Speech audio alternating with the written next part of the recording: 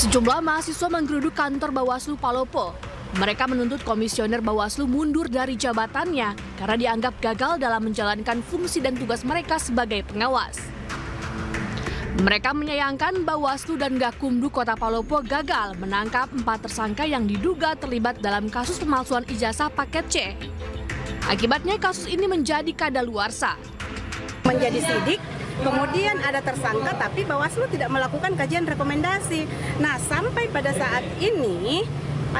saat ini laporan sudah kadaluarsa karena ketidakdatangan para tersangka untuk dilakukan BAP.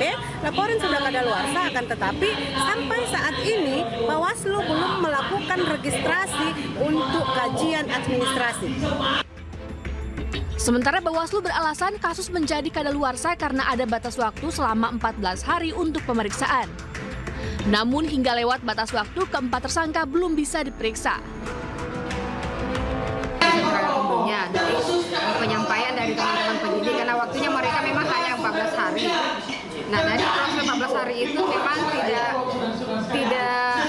ada pemeriksaan tersangka. Makanya berkasnya tidak dilimpahkan ke kejaksaan karena Sebelumnya, sejumlah pihak melaporkan dugaan tindak pemalsuan ijazah paket C salah satu paslon kepada Bawaslu.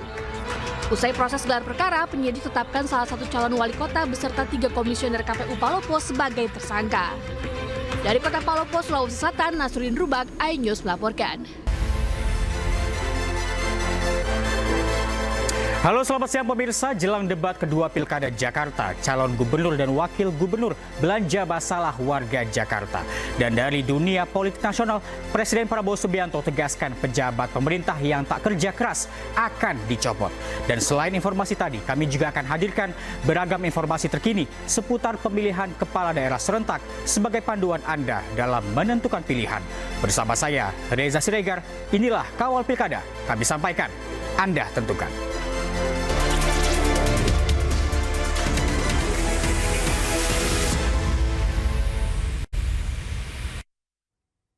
Ya pemirsa, jelang debat kedua, pasangan calon gubernur dan wakil gubernur nomor urut 1, Ridwan Kamil Suswono, belusukan ke daerah Glodok, Jakarta Barat. Keduanya janjikan akan membuat kawasan Glodok menjadi daerah wisata jika dipercaya memimpin Jakarta.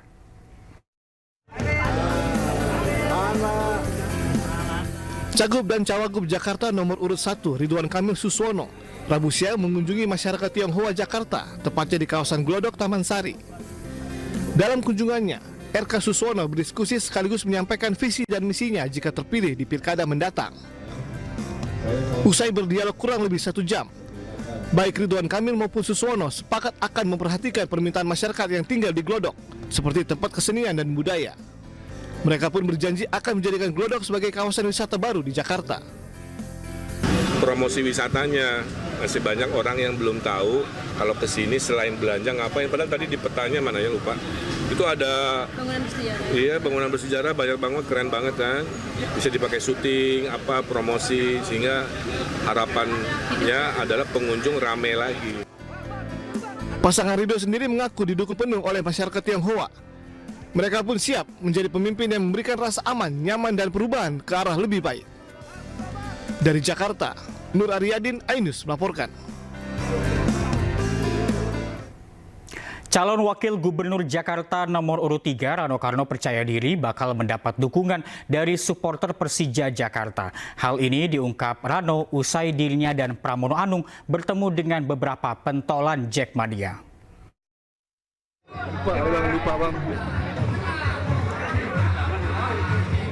Calon wakil gubernur nomor urut 3, Rano Karno, terus turun lapangan untuk belanja masalah jelang debat kedua Pilkada Jakarta. Dalam salah satu agendanya, Bang Dul bertemu dengan seniman Jakarta. Pertemuan ini untuk bahas sejumlah permasalahan yang dialami para seniman Jakarta. Tak hanya itu, pasangan calon nomor 3 ini mengaku optimis akan dapatkan dukungan dari supporter Persija atau yang dikenal dengan The Jackmania. Iya, saya tidak berani mendeklar itu ya. Tapi nggak mungkin anak-anak tidak mendukung kita gitu, nggak mungkin aja. Ya karena mereka maaf lah. Ini semua encang-encang orang Betawi nih. Makanya si Babe bilang, bang, orang kalau nanya abang Betawi bukan itu mau kacau juga katanya. Emak saya dulu LKB sama abang sama ibunya Deddy Miswar pengurus, artinya itu kan bagian. Jadi nggak mungkin anak-anak Jackmania kalau nggak ngedukung kita. Saya ngerasa seperti itu, tapi kita nggak berani mengklaim gitu aja. Pasangan Pramono Rano Karno pun nyatakan kesiapannya hadapi debat kedua. Ada 3 hal yang menjadi fokus pasangan Pramono Rano, yaitu Jakarta Funding, Trans Jabodetabek, dan Open Government. Secara khusus nggak ada untuk melatih itu, karena memang persoalan yang akan menjadi materi debat relatif sudah saya sampaikan secara terbuka. Itu contohnya Trans Jabodetabek, Jakarta Funding, kemudian juga housing. Ini yang menjadi pertanyaan-pertanyaan di dalam debat nanti, termasuk UMKM, saya sudah sampaikan. Sehingga dengan demikian tidak ada waktu khusus untuk itu, saya tetap akan turun seperti biasa. Debat kedua Pilkada Jakarta akan digelar Minggu 27 Oktober 2024. Tema yang akan diangkat adalah ekonomi dan kesejahteraan sosial. Dari Jakarta, tim liputan iNews melaporkan. Sementara calon gubernur Jakarta nomor urut 2 Dharma Pangerkun belusukan temui warga di Manggarai, Jakarta Selatan. Di depan warga Manggarai, Dharma Pangerkun janjikan perbaikan Jakarta. Calon gubernur nomor urut 2 ini juga mengaku akan sampaikan aspirasi masyarakat saat debat kedua nanti. Pasangan Dharma Pangerkun dan Kun Wardana telah siap hadapi debat. Mereka pun sudah belanja masalah dari warga Jakarta untuk menjadi masukan dalam program-program keduanya bila nanti menangkan Pilkada Jakarta. Mohon izin Pak, kita berikan azan yang datang bertunggu pada siang hari ini. Pemirsa, Partai Perindo bersama Perkumpulan untuk Pemilu dan Demokrasi atau Perludem menggelar kajian terkait revisi Undang-Undang Pemilu. Diskusi ini membahas mengenai perlunya perubahan ambang batas parlemen atau parliamentary threshold pada pemilihan umum legislatif tahun 2029 mendatang.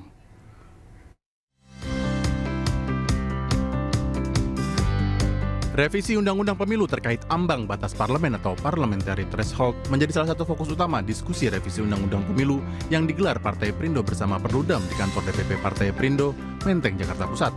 Ambang batas parlemen diperlukan untuk menekan terjadinya konflik kepentingan antar partai politik sehingga dapat menciptakan ruang demokrasi yang semakin luas sekaligus melindungi suara rakyat agar tidak terbuang dan lebih bermakna. Sehingga biasanya memang ada potensi terjadinya konflik kepentingan kalau itu inisiatifnya dari DPR gitu ya. Misalnya tadi pilihan variabel sistem pemilunya, mau terbuka, mau tertutup, mau ambang batas parlemennya mau naik atau mau turun. Nah makanya didorong penting juga pemerintah yang kemudian menjadi pihak yang menginisiasi revisi Undang-Undang Pemilu ini untuk tadi bisa mengurangi konflik kepentingan juga dalam pembentukan Undang-Undang Pemilu. Saya pikir para pembuat undang-undang, baik itu DPR ataupun di pemerintah juga perlu meninjau ulang terkait dengan parliamentary threshold. Supaya apa? Supaya betul-betul suara rakyat itu bermakna, supaya suara rakyat itu betul-betul tidak terbuang. Sejak Agustus 2023, Perludem telah mengajukan permohonan perubahan ambang batas parlemen Mahkamah Konstitusi yang meminta MK untuk menganulir parliamentary threshold sebesar 4%. Dari Jakarta, Widya Bayujati, iNews melaporkan. Terima kasih Anda masih bersama kami di Kawal Pilkada. Pemirsa, seluruh menteri dan wakil menteri akan mengikuti pembekalan lanjutan di Akademi Militer atau Akmil Magelang, Jawa Tengah. Kabinet Merah Putih dijadwalkan berangkat ke Magelang pada hari ini sekitar pukul 13.30 waktu Indonesia Barat. Presiden Prabowo akan memberi pembekalan lanjutan kepada menteri dan wakil menteri selama 3 hari. Dalam kegiatan pembekalan atau retret, Presiden akan menjelaskan program kerja selama 100 hari ke depan. Seluruh peserta retret akan berangkat ke Akmil Magelang hari ini dari Lanut Halim Perdana Kusuma, Jakarta.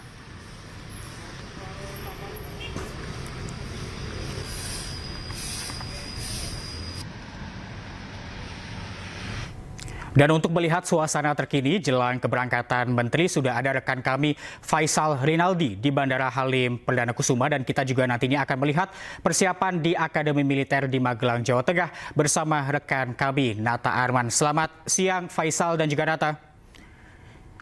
Kita ke Faisal terlebih dahulu. Faisal, bagaimana suasana di Bandara Halim saat ini? Apakah para menteri sudah tiba?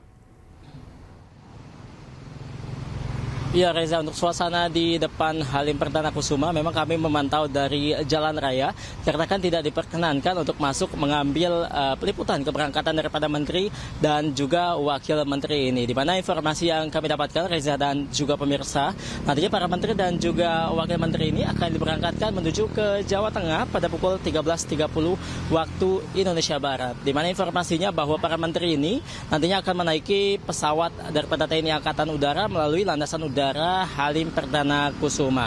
Dan untuk suasananya seperti ini, Reza dan juga pemirsa, kami perlihatkan terlebih dahulu, di mana ini bisa dilihat di layar kaca Anda bahwa ada petugas dari PM begitu yang memang mengamankan jalannya lalu lintas, khususnya di area masuk menuju ke landasan udara Halim Perdana Kusuma. Pantauan kami di sini, Reza, memang tidak bisa dipastikan siapa-siapa saja menteri yang sudah datang. Namun di sini tadi kami memantau ada beberapa mobil yang diiringi dengan patwal begitu yang memang sudah memasuki area Halim Perdana Kusuma.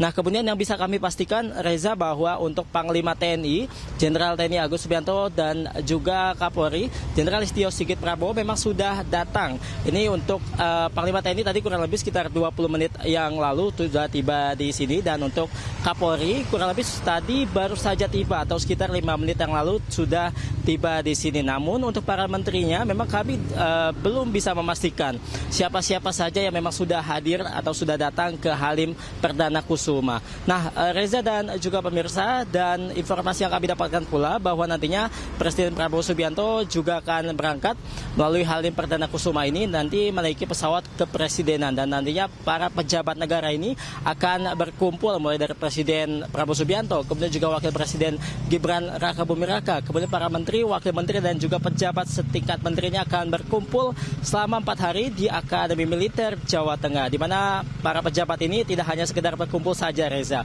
melainkan nantinya ada pembekalan yang akan diberikan oleh Presiden Prabowo Subianto kepada para menteri ini di sana kurang lebih selama 4 hari, dimulai pada hari ini sampai dengan Minggu 27 Oktober 2024 nanti. Lalu pertanyaannya, Reza, kenapa yang dipilih tempatnya ini adalah Akademi Militer Magelang? Nah, memang ini sudah disebutkan oleh Presiden Prabowo Subianto sebelumnya, dikatakan memilih Akademi Militer atau Kota Magelang menjadi tempat pembekalan ini karena menjadi simbol untuk melawan penjajah dan juga untuk menanamkan rasa cinta tanah air, kemudian juga rasa patriotisme kepada para pejabat negara ini yang memang akan menjalankan tugasnya di periode pertama atau selama 5 tahun ke depan bersama dengan Prabowo Subianto. Nah, pembekalan ini juga dilakukan oleh Prabowo Subianto memang untuk mempersatukan sekaligus menguatkan visi misi Prabowo Subianto selama 5 tahun ke depan, sekaligus untuk menyampaikan program-program dari Prabowo Subianto selama 100 hari ke depan. Demikian, Reza, laporan dari Halim Perdana Kusuma, kembali ke Anda. Ya, baik Faisal, Kapolri dan juga Panglima TNI sudah tiba di Lanut Halim Perdana Kusuma, dan kini kita menuju ke Magelang, Jawa Tengah. Ada rekan Nata Arman di Akademi Militer. Nata, apakah ada persiapan khusus di sana jelang kedatangan Kabinet Merah Putih?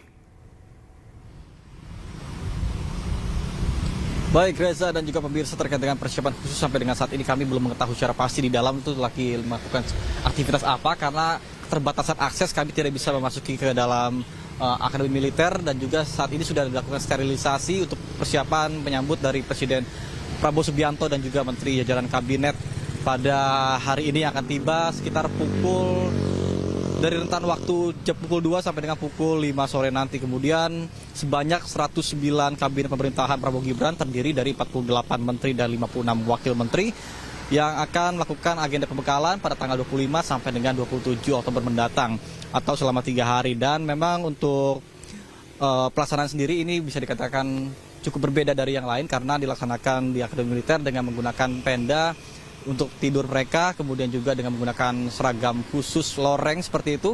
Dan juga pihak militer sudah menyiapkan sebanyak 120 tenda untuk mereka istirahat nanti.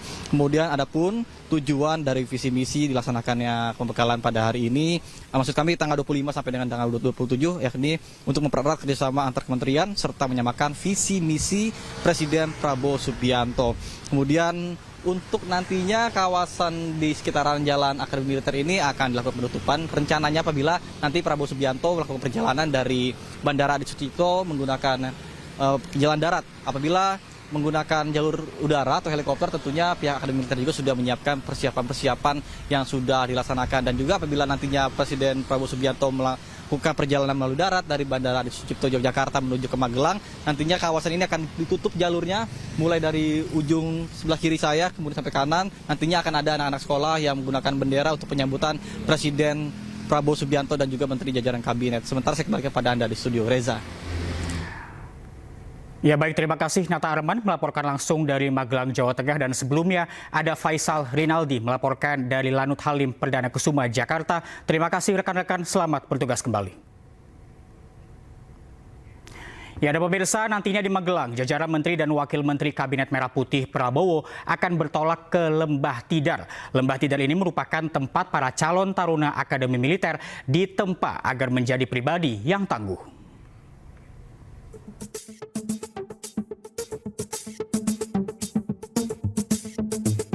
Para menteri dan wakil menteri di Kabinet Merah Putih pimpinan Prabowo Subianto Gibran Rakabuming Raka akan berkumpul untuk menjalani pembekalan pada 25 Oktober hingga 27 Oktober mendatang di Lembah Tidar Akademi Militer. Lembah Tidar terletak di area Gunung Tidar. Gunung setinggi 503 mdpl dengan luas 701.674 meter persegi yang berada di Kota Magelang, Jawa Tengah. Bangunan Akademi Militer Lembah Tidar ini didirikan pada 31 Oktober 1945 atas perintah Kepala Staf Umum Tentara Keamanan Rakyat Letjen TNI Urip Sumoharjo dan digunakan sebagai tempat pendidikan serta pelatihan bagi calon perwira TNI Angkatan Darat. Selain itu, tempat ini juga memfasilitasi pembentukan karakter dan pengabdian seumur hidup kepada negara. Lokasinya yang terpencil di kaki Gunung Tidar membuat para calon perwira fokus dalam penguatan fisik latihan perang dan strategi militer. Presiden Prabowo Subianto dan Wakil Presiden Gibran Rakabuming Raka akan memberikan petunjuk dan arahan teknis kepada masing-masing kementerian supaya dapat saling mengenal satu sama lain.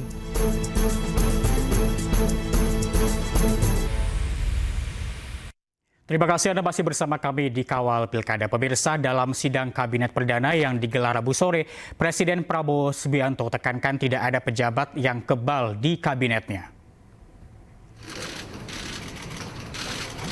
Sidang Kabinet Perdana dihadiri oleh hampir seluruh menteri, wakil menteri Kabinet Merah Putih. Di hadapan para menterinya, Presiden Prabowo Subianto sampaikan target-target pemerintahannya. Presiden Prabowo juga ingatkan kepada jajaran Kabinet Merah Putih untuk bekerja dengan cepat. Bila ada pejabat kementerian yang tidak kerja untuk rakyat, akan dicopot dari jabatannya. Sekarang saya kira adalah suatu... Ya, ini saya minta menteri-menteri sekarang, mari kita lebih berani, mari kita lebih tidak ragu-ragu untuk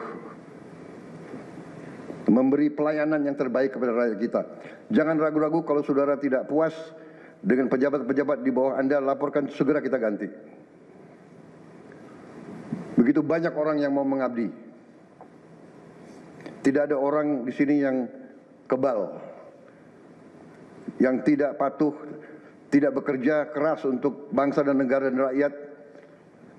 Saudara, saya beri wewenang, copot segera. Suruh tinggal di rumah aja, daripada bikin susah kita. Seiring adanya penambahan kementerian di pemerintahan baru, jumlah komisi DPR pun bertambah menjadi 13 komisi. Sejumlah nama populer pun mengisi pimpinan komisi DPR RI, salah satunya adalah Titik Soeharto. Dan pemirsa, informasi ini sekaligus menutup Kawal Pilkada hari ini. Saya Reza Siregar dan kerabat kerja yang bertugas undur diri. Kawal Pilkada kami sampaikan, Anda tentukan. Terima kasih, sampai jumpa.